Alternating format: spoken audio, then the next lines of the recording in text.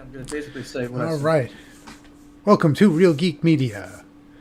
We are here today to discuss The Acolyte, Episode 6, Teach/Corrupt. I'm Hayden Stoll. He's Christopher Michael Blake. It is July 7th. Happy post 4th of July, everyone. Hope everybody's good. Had a good holiday. Christopher, how was your holiday? I spent my holiday watching a remake of Pulp Fiction. Really? The basement scene where Butch and Ving Rhames get tied up in the basement. Only I believe that instead of the racist cowboy down there, we had Venestra, the green Jedi, Oh my. and her lightsaber whip. She was dressed as a dominatrix, and she even had her pussy white male simp. Oh God. Yeah. Look, the guy is scared of his own shadow. He won't pull his lightsaber. This is the second token white male character that I've seen in this. Yes. I'm not stereotyping, but I mean, look, if you got time to take all these guys' shirts off, True enough. I don't know. I don't know what to tell you. I mean, is it relevant that Smilo Ren's running around naked in the lake? I don't know. Maybe. It doesn't bother me so much. And maybe you're going to sit here and say, but you're bringing it up.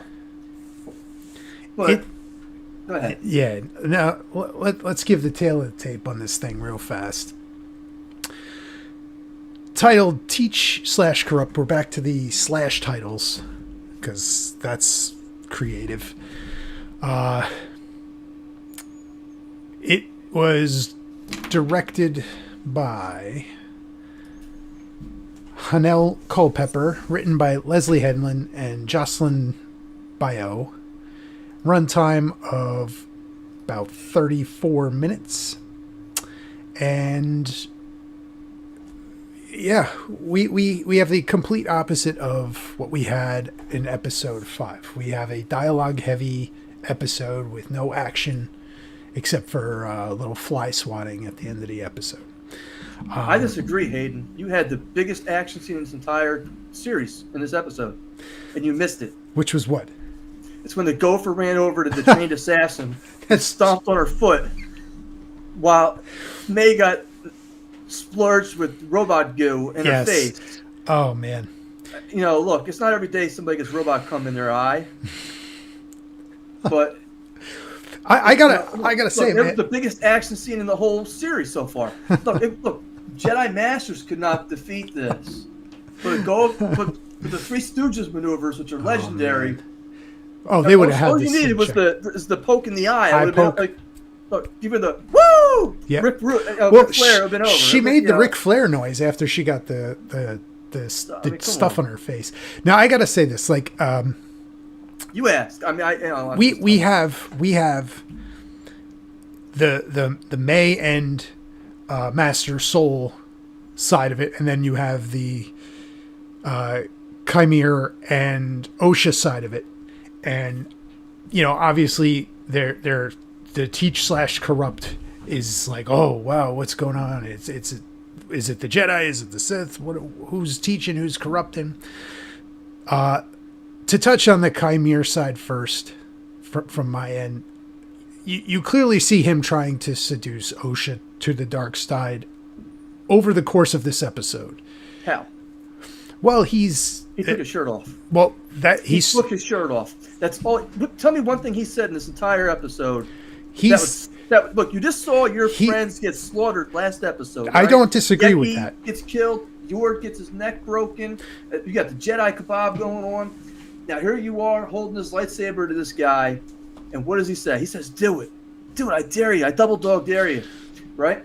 And the only thing he does to make her stop and think about things is he takes his shirt off and says, "Why don't you join me in the pool?"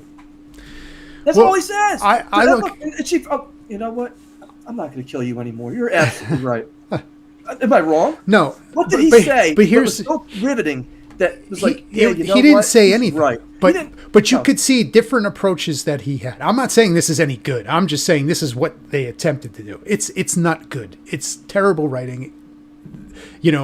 Amanda Stenberg has to be the worst actor in this show. In dual roles, I don't know how that's even possible that they considered her for this. She is awful. He does the first thing. He disrobes, goes into the for a swim, and he knows she's there, and that's part of him trying to seduce her physically at the beginning. Okay, she obviously is like, no, I'm a Jedi still, and he's like, no, you still think of yourself that way? That's interesting. Then he's cooking for her, he's making her feel at home, and he's saying things, planting the seeds that the Jedi are the ones that are holding her back and telling her lies, when he's, just trying to live his life and be free, but the Jedi are the ones that are holding her back and telling her things that are not true. And she's, for whatever reason, like you said, you made the perfect points that this guy basically slaughtered all her friends, not even a few hours ago. She should be like, no, at all costs, no, you just kill me now, and that's a wrap.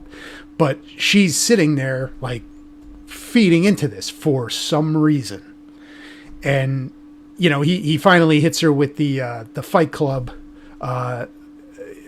basically the Project Mayhem, one of their rules of, once you lose everything, you're free to do anything. Line for line, ripped from that movie. And then she's just finally, oh yeah, let me put the helmet on, and like none of it makes any sense. It was just a total, like, what is this character doing? There's nothing that he said that is enough to sway. I 100% agree with you. There's nothing he did that is enough to sway her or anyone. That it's just, none of it makes any sense to me. And,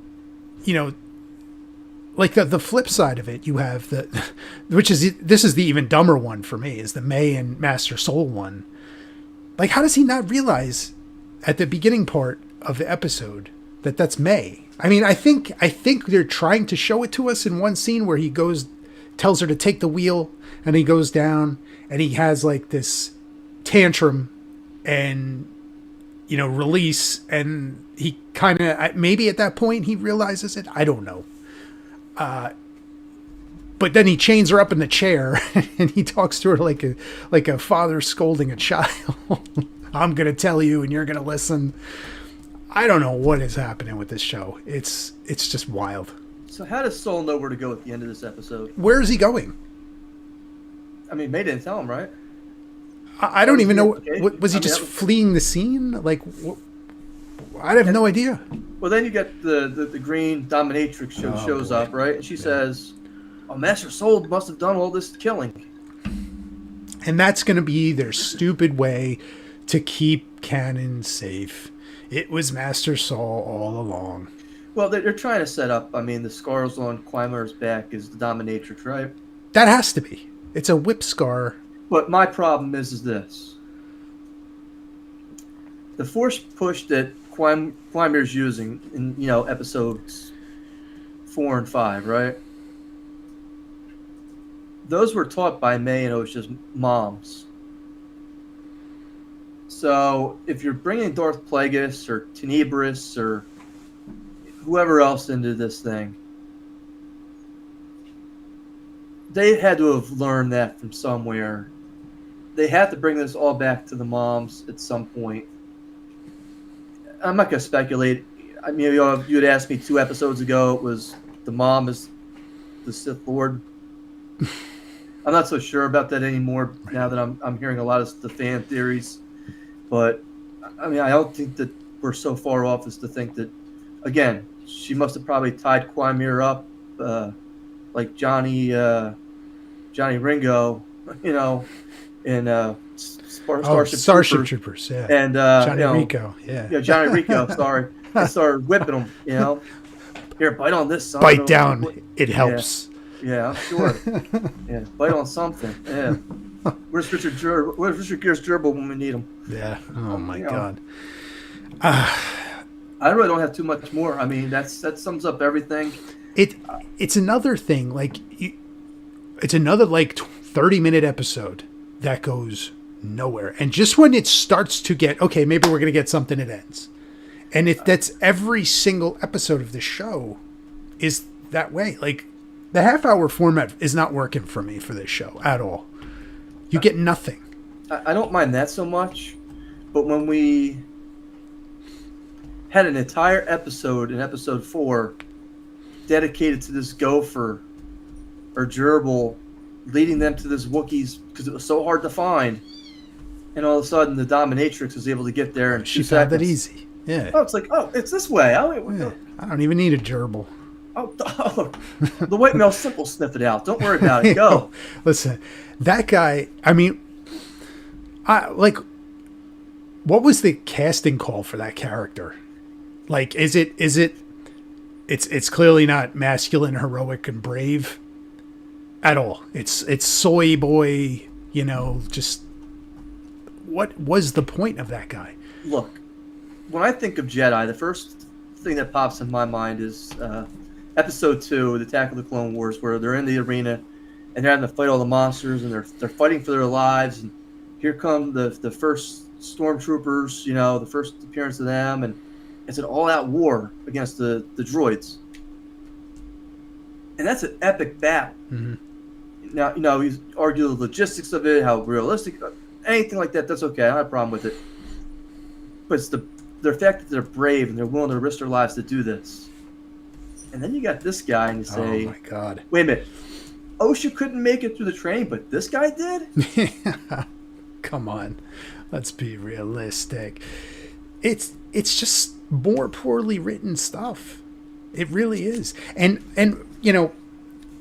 when this show, like, the premise of it was being described well before it aired, it's the Acolyte. We're going to get like this whole series based on like the Sith and the, leading up to the events prior to the Phantom Menace. And what we've gotten is a show about 2 twins who are created by the Force, and we've gotten very little on the Sith side of things and the dark side and learning and being an acolyte or an apprentice. We've barely gotten any of that. There's 2 episodes left. So we still have to cover the flashback from Brendok, what happened on, Master Soul's going to spill the beans on that. We have to get that. That's either next episode or the finale. I mean, what are you saving it for? And like, I don't even know. I really don't know. Like, do they plan that this is a show that's going to have multiple seasons? They were trying to. I believe it's already been canceled for the next season. But I could be wrong on that. I mean, I don't, who knows what Leslie Hayden's going to do. I don't know, man. You have the wrong person running this show. I don't think she's fit to run a Star Wars franchise. I mean, this, when I was talking about Amanda Stenberg, she wrote the part with her in mind. Now, what was this work that she did that was like, I'm writing this part for her? We need to have open casting calls again. You can actually cast a better actor in that role. Because I got to be honest, she was the worst actor in this episode of basically 6 actors. The whole episode. And she had 2 roles and bombed them both. Now, I will say for the rest of the actors that appeared, not the rest of them, but for Manny Jacinto, I thought he was fine. He's not given great material, but I thought he was fine. And I will say that Lee Jung Jae as Soul, I thought he was good this episode. And I think the moment where he has he tells her to take the wheel and goes down and has that tantrum, I think that was a well-acted moment of him, of somebody who's tried to keep it together after the disaster and the whole team died. And he just has that moment of weakness where he kind of has a little tantrum and then he gathers himself. I thought that was a good scene, an important scene. And, it's like little things like that I thought was fine. But all together as an episode, I mean, there's nothing on this episode. And you put it best when you mentioned it to me during the week. He's like, I felt like a lot kind of happened or was supposed to happen, but nothing really did happen. And I think that's the general consensus of it. Now, we did run a poll. That was the poll. Read it out. Let me pull it up. Okay, so we ran the poll whether you liked episode 6 or you didn't like episode 6. And 57% of our viewers liked the episode, and 43% didn't like it. I mean, maybe some people connected with like the exposition, trying to kind of, oh, wow, you know, she put the helmet on, you know, maybe she's going to go to the dark side. Maybe they find intrigue there. For me, it just didn't work. I don't know. Like, there's not much left. 2 episodes, they have a lot of loose ends to tie, in my opinion. I don't know where it's going. I don't know. I'm going to say this. It's my, it's my closing thoughts on this episode. I don't mind the segue for the dialogue to close out the action-filled episode we had last episode. You know, right. In episode 5. I don't mind that. Right. It's a good segue. It's the appropriate time to regroup. Let's take a breath. Regather. Let's take a calm. Yep. But when you interrupt every 2 minutes, like you're trying to make a point, and it's like, oh, the power went out. Oh, yes. I'm glad you said that. Or, oh, you know, hey, May, can you go down there and go do this? Or not May, Osha, can you go down there and go do this? Oh, or, hey, how'd you get those whip marks on you? Well, I'm not really going to tell you, but, you know, I'll dance around it while I'm feeding you. Again, you know, I hate to say, you want to tease me, I mean, that's fine. You know, give me something to look at. Yeah. I'm glad you brought up the 2 things there. The power going out. That happened like how many times this episode? Power goes on, power goes off. We're resetting the droid to factory settings. You got to wait for the little Apple icon to come up and then reboot it.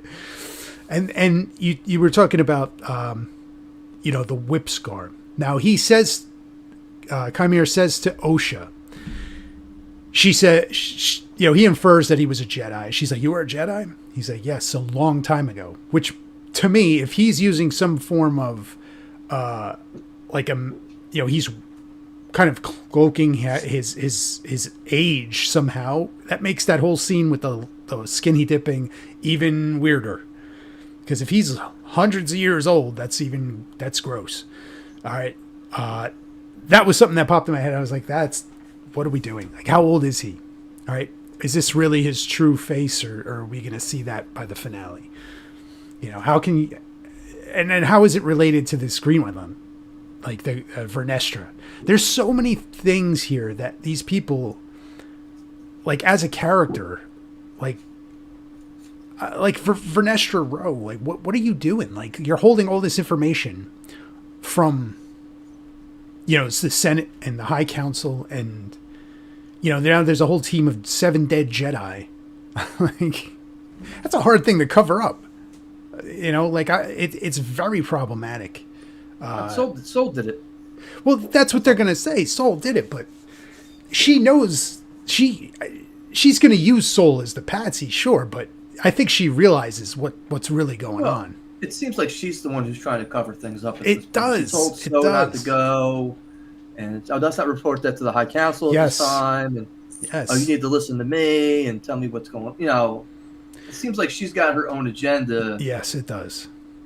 But again, is it interesting to me? They've not done enough to make it interesting. And you know, she's a nepotism hire. You know, she's Leslie Headland's wife. Is that right? Yeah. So, okay. So we're just not going to hire the best actor for the job. You know, maybe they did that with Lee Jung-jae as Soul, but you know, these other hires are just kind of, I wrote it for her and she's my wife, and she's going to get the cool lightsaber whip. That's not really cool. I don't know. We're getting this flashback. I don't know if it's this week or the finale, and it needs to really be horrible what they did to make sense in the story here. Like, why Soul would just cover this up and keep carrying this thing for years. I don't know.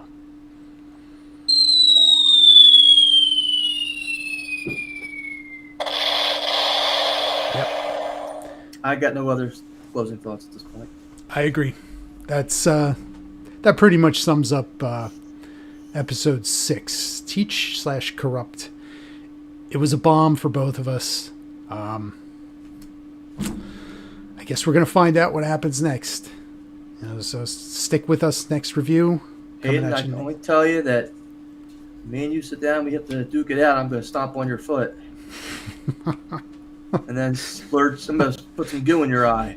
That was from the robot, though. And you make a very good point there, because she is the master assassin, is she not?